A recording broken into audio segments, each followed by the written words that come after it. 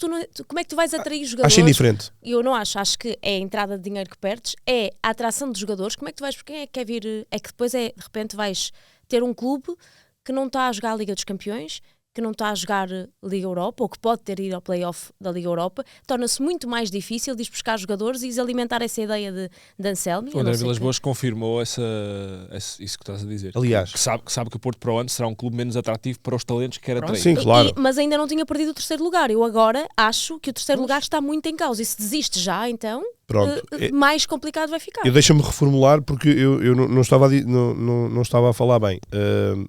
De facto, para mim, estava a dizer que era indiferente, mas de repente fiz aqui cálculos e não é indiferente.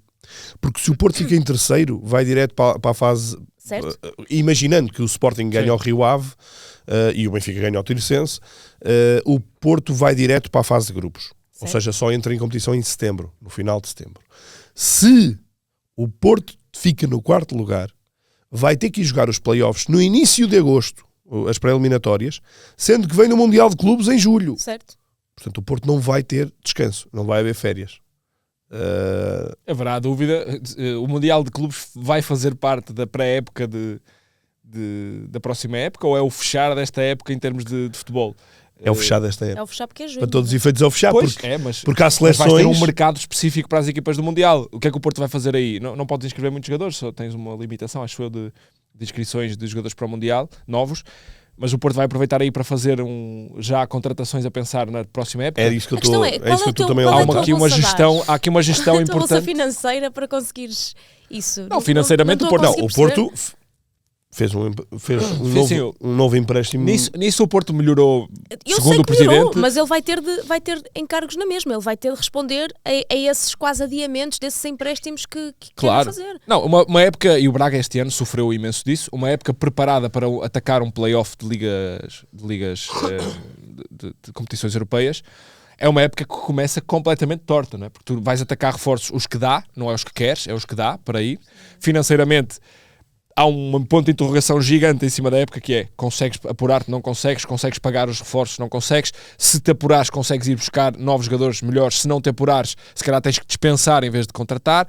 Portanto, não augura nada de bom uma equipa que vai entrar num play-off. O Vitória fez imensos ajustes no plantel, também valorizou muitos jogadores, mas o Braga teve que refazer tudo em andamento, e só agora no fim da época é que está a conseguir ser regular. Portanto, o Porto, se não fica em terceiro lugar, vai ser um problema muito mau. Eu só estou a fazer este contraponto, que é, eu percebo o que tu estás a dizer, Luís, mas é, se calhar Anselmi não tem tanta margem assim, percebes? Ou seja, para poder fazer, para levar a sua ideia até ao fim. Para mim pode ser...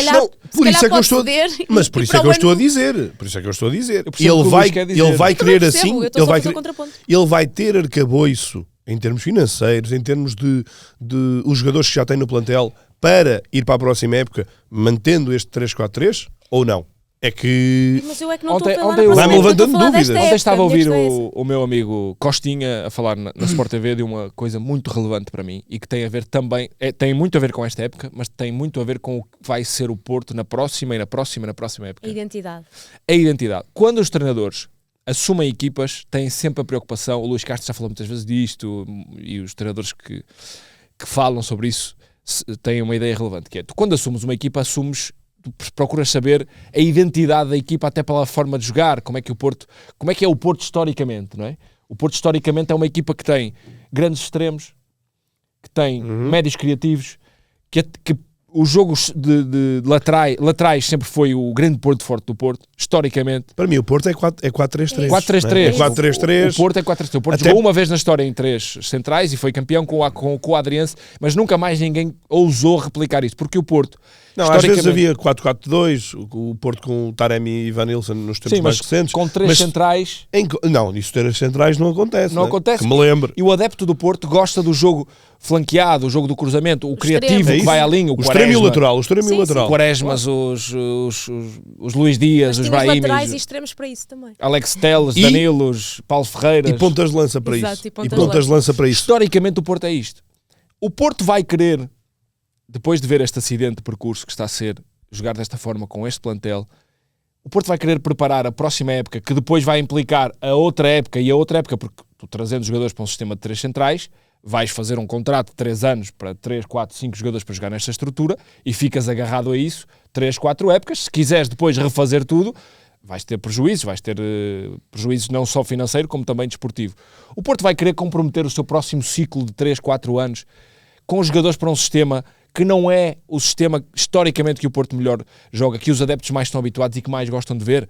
Isto é que me está... 3, 4 anos é o mandato de André Vilas-Boas. Há isso. André Vilas-Boas... Vai querer comprometer o mandato, porque o mandato também depende disto. Exatamente. E o André Vilas-Boas, até pela ida ao balneário no intervalo, segundo se noticia, pela decisão final de ontem, que parece que partiu do presidente de ir para estágio no final do jogo, André Vilas-Boas parece-me estar a começar a dar alguns sinais de algum desconforto. Eu ia até mais longe.